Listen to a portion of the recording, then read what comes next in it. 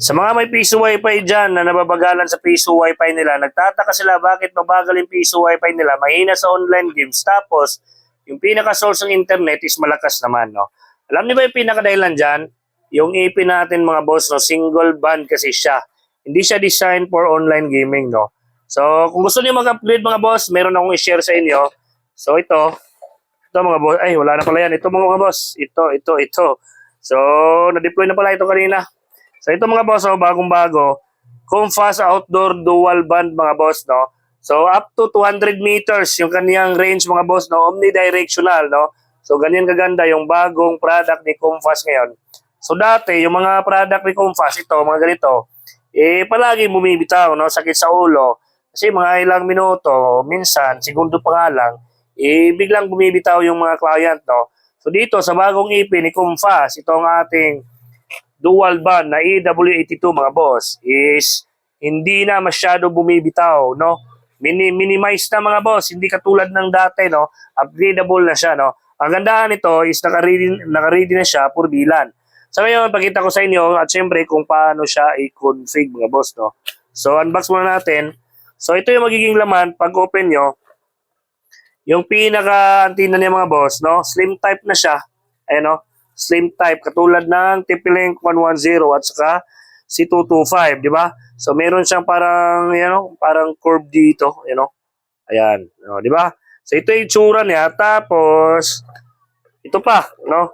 Ito pa kung ididikit niyo sa wall mga boss, i-screw niyo lang sa wall at ito, ganyan lang, di ba? O di ba? Napakadali lang. Tapos dalawang cable tie na makakapal, no? Adapter, no? So, okay, mag-alala, pakita ko sa inyo kung paano natin config in case na mag-upgrade kayo. Diretso na, ito na yung video na guide sa inyo. So, ito yung adapter niya, 48 volts mga boss. At syempre, yung para sa kuryente, no? Para isaksak natin sa 220 volts, no? So, napakadali lang naman ito. Alam niyo na kung paano ito mga boss, di ba? So, ganito lang. Dito lang, saksak lang dito. O, di ba? Tapos, meron siyang kasama na 1 meter Cat6 UTP cable para in case na config natin, diretsuhan na. Oh, di ba? Ganyan lang. Oh, i-power natin, ha.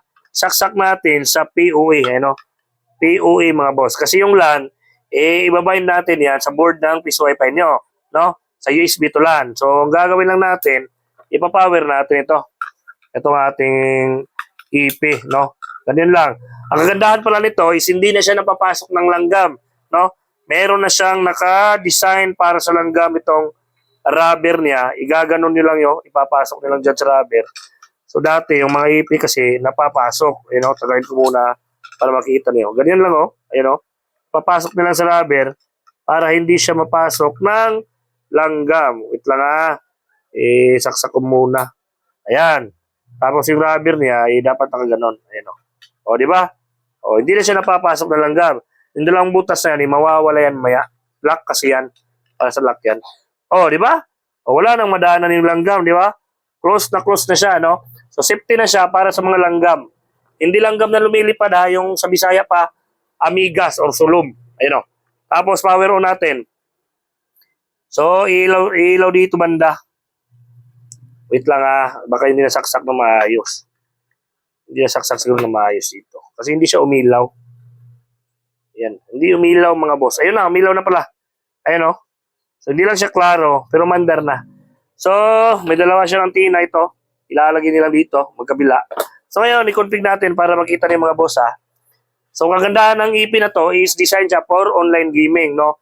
Kasi 2.4 at saka 5 GHz, no? Segregate, di ba? So, yung mga magko-connect na malapit, automatic, nasa 5G connection, no? Kung maglalaro sila ng mga online gaming, napaka-smooth.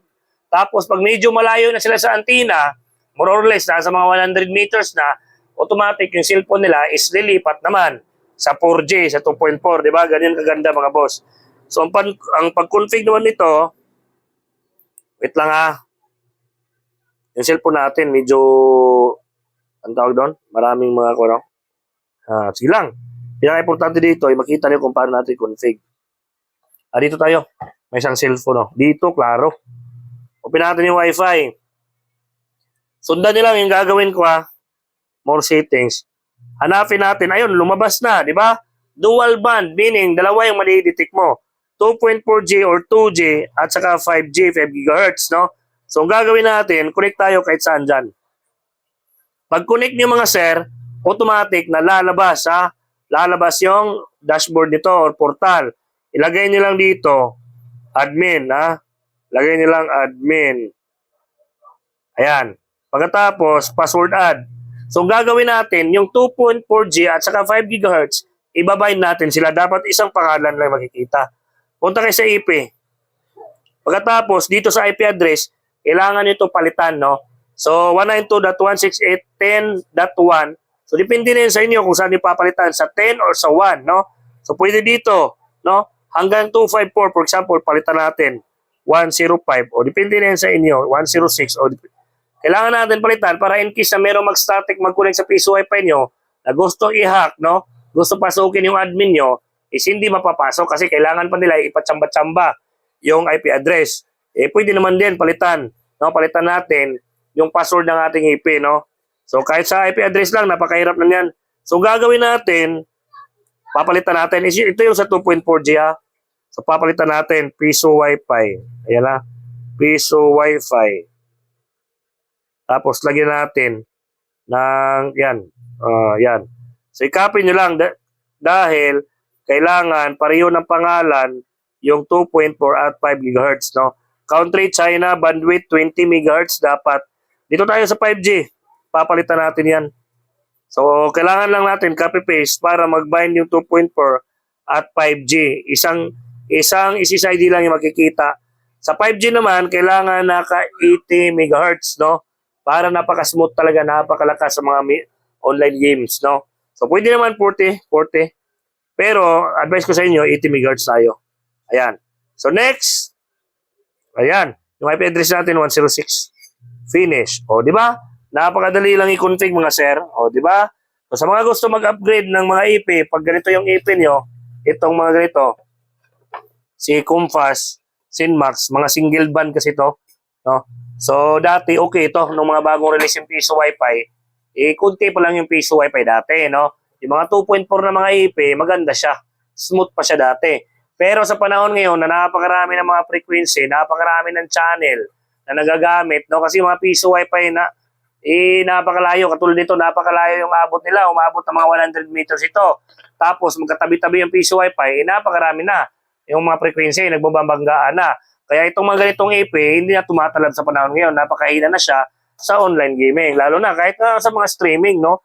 Napakahina na. Kaya kailangan natin ngayon, sa panahon ngayon, mag-upgrade tayo, sumabay tayo sa panahon, mag-upgrade tayo ng mga dual band antenna para sabay tayo. Kung ano yung bago na mga smooth na mga antenna, yun yung nagagamit natin. So ito mga boss, makikita nyo, piso wifi 2.4/5 GHz. Di ba? So the same, yung pangalan ng 2.4 at sa 5G natin, mag-bind lang sila. So pag nag-connect tayo dito, tapos nasa malapit tayo, automatic nasa 5G tayo. Napakaganda yan, napaka-smooth yan. Pag nasa malayo na tayo, umuwi na tayo, mga 100 meters, automatic na mawawala yung 5 GHz. Yung cellphone natin, mababind naman sa 2.4. Pero kung makikita tayo, connecting tayo kasi hindi pa nakabind yung ating IP sa internet or sa piso wifi, no? So sa mga interesado mag-order nito, may discount pa ngayong buwan, no? Huwag niyo na yung sayangin, no? Kung wala pa kayong budget sa ngayon, napakadali lang. I-share niyo lang yung video na to para pagdating ng panahon na gusto niyo mag-order ng ganito, napakadali na lang, no? Hanapin niyo lang video ko, tapos nasa comment section naman yung link, no? Sa mga gusto na mag-order ngayon, click niyo yung link, mapupunta kayo sa shop nila para makapag-order na kayo. Alright?